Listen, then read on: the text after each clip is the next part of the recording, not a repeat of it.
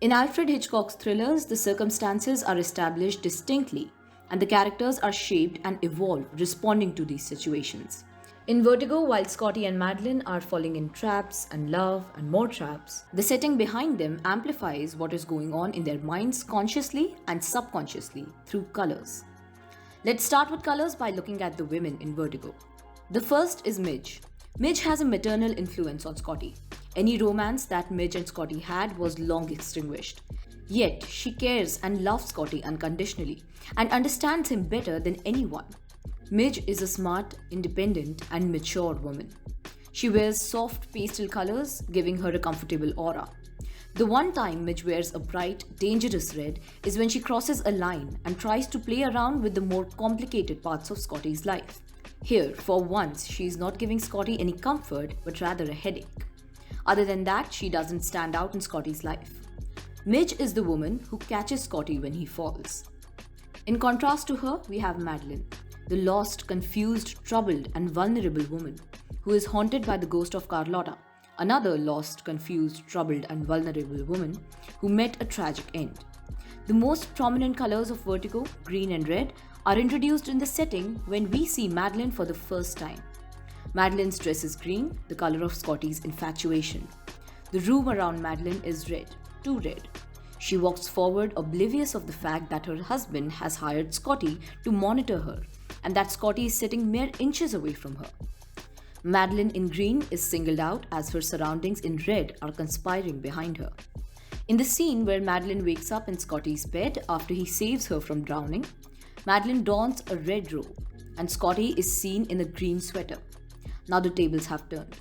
In their first interaction, Scotty is surrounded by Madeline's dangerous charms and confidence. After watching the movie, we know that in this scene, Madeline is not lost, but predatory. Here, Scotty is oblivious of the fact that this is a trap set for him. Also, we know that Judy, while in the disguise of Madeline, falls in love with Scotty. He is her object of desire, wearing green, just like she was to Scotty. Remember the term object, very important, we'll talk about it later. The next time green and red are used are when Scotty and Madeline are having a conversation like two buddies. The green door frame holds a red door, you can take that wherever you want. Next, they drive to a forest. Red tie with green dots?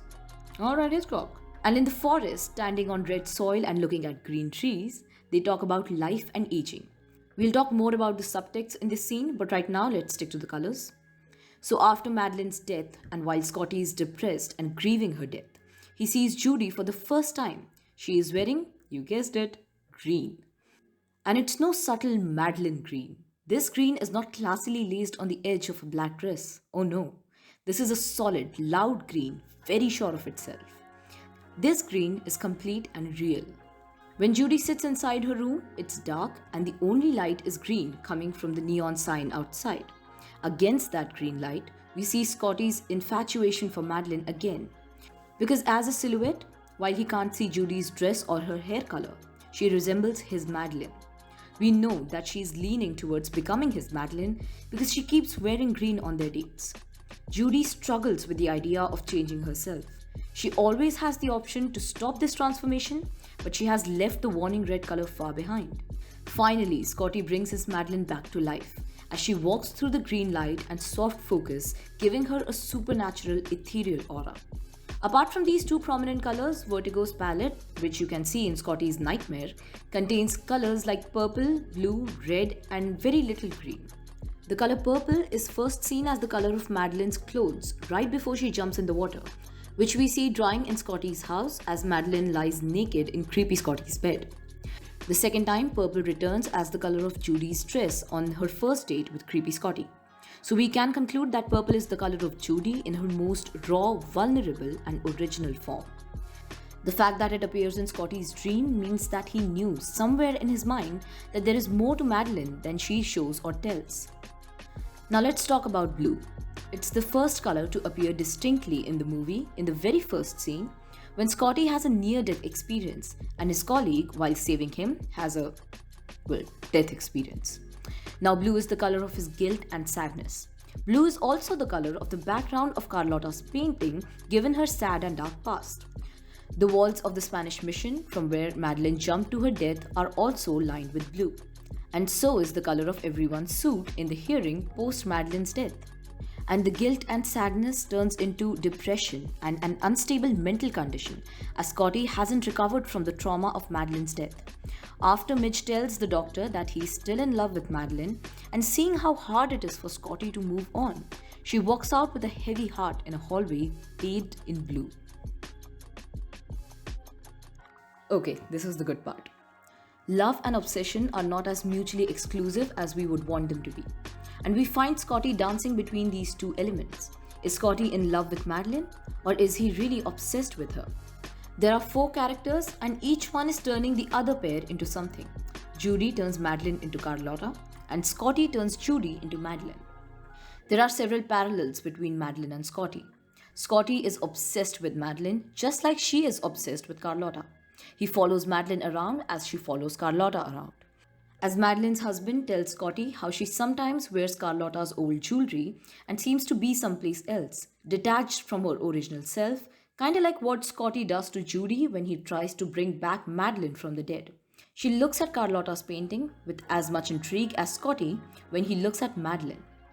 So the question is, has Scotty reduced Madeline to an object of desire made for watching? Or did he alleviate her to the level of a piece of art?